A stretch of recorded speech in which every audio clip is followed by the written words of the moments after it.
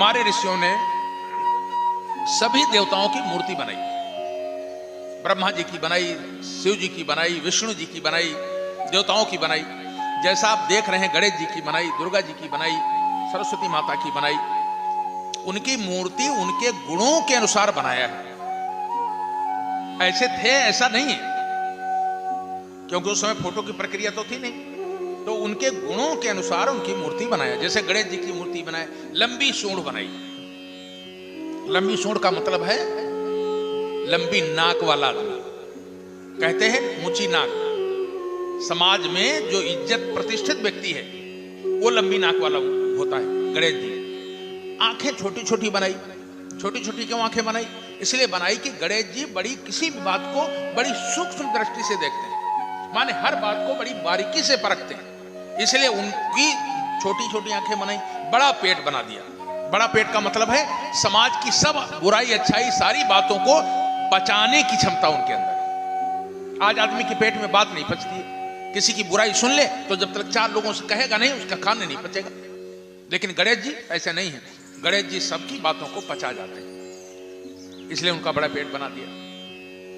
तो चूहा उनकी सवारी बनाई। आप जानते हैं गणेश जी का कितना भारी भरकम शरीर है। चूहा पर बैठेंगे तो उसकी क्या हालत होगी। लेकिन चूहा सवारी क्यों बना दिया? इसलिए बना दिया, आपने चूहे को देखा होगा, एक मिनट के लिए भी शांत नहीं बैठता, हमेशा कुतरता रहता है। ऐसा सक्रिय आदमी उनका वाहन है। तो गुणों के आधार पर जैसे दुर्गा माता की 20 बाहें बनाई, इसलिए बना दिया, और उसमें सब में आयुध पकड़ा दिए।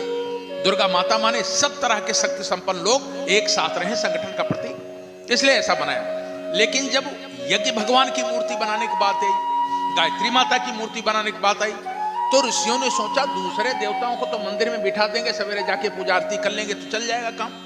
लेकिन गायत्री यज्ञ, क्योंकि देव संस्कृति के निर्माता यज्ञ पिता गायत्री माता, गायत्री और यज्ञ मनुष्य के जुड़वा भाई के रूप में कहे जाते हैं। कहते हैं ब्रह्मा जी ने जब सृष्टि का सृजन किया तो मनुष्य को धरती पर भेजने लगे तो मनुष्य रोने गिड़गिड़ाने लगा, हमारे पास कोई साधन संपदा नहीं, कैसे जाएंगे। तो भगवान ने, प्रजापति ब्रह्मा जी ने यज्ञ भगवान को उसे दिया कि तुम जाओ धरती पर यज्ञ करना, यज्ञ से देवता प्रतुष्ट होंगे और वो तुम्हारे पर धन धान्य की वर्षा करेंगे, तुम्हारा जीवन सुख में बीतेगा। तो देखा गायत्री जो सच्चिंतन की देवी है, सद्भाव की देवी है, प्रज्ञा की देवी है, उसको दूर कैसे किया जाए, उसको मूर्ति बना के मंदिर में कैसे बैठाया जाए। तो उन्होंने कहा इनको तो हर समय अपने छाती में, अपने कंधे में, अपने पीठ पर लगा के रखने की जरूरत है, इन देवताओं को मंदिर में बैठाने की जरूरत नहीं है। इसलिए गायत्री और यज्ञ की प्रतिमा के रूप में यज्ञोपवीत को बनाया और उसे कंधे पर पहना दिया कि इनको हर समय अपने जीवन में साथ में लगा के रखिए।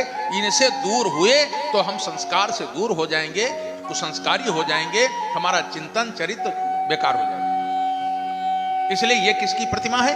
गायत्री यज्ञ की प्रतिमा है। यज्ञोपवीत में ऊपर में एक गांठ लगी रहती बड़ी, जो ओंकार का प्रतीक है। फिर 3 गांठें दूसरी होती हैं, उस बड़ी गांठ के नीचे 3 गांठें और होती हैं, जो भू भुवः स्वः का प्रतीक है। गायत्री मंत्र के पहले ओम भू भुवः स्वः, ये 3 बिहारतियां लगती हैं। फिर तत् से गायत्री मंत्र शुरू होता है। तत् से गायत्री मंत्र शुरू होता है।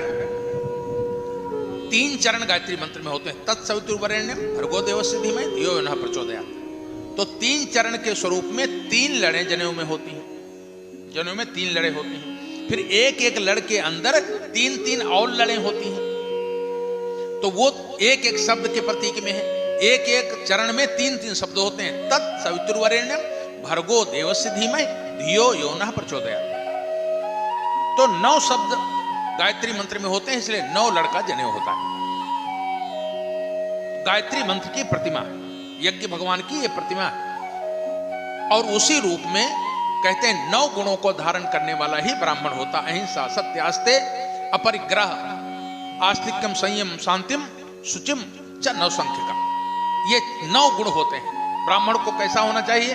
बोले अहिंसावादी होना चाहिए, सत्यपरायण होना चाहिए, भगवान पर विश्वास उसे होना चाहिए, आस्तिक होना चाहिए, यज्ञोपवीतधारी को पवित्र हमेशा रहना चाहिए, यज्ञोपवीतधारी को चोरी नहीं करना चाहिए।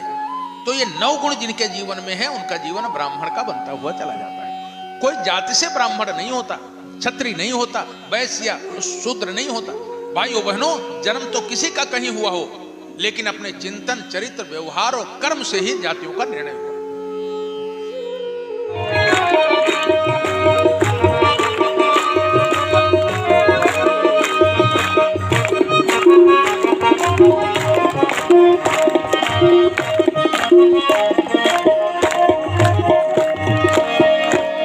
ब्रह्मा देंगे सृजन की शक्ति, ब्रह्मा देंगे सृजन की शक्ति, और विष्णु भाव में भक्ति, और विष्णु भाव में भक्ति, जग पालन संदेश, ओ जग पालन संदेश हमारे कलशों में आए आए हैं, आए आए हैं, आए हैं सारे देव के कलशों में, आए हैं सारे देव विराजे कलशों में।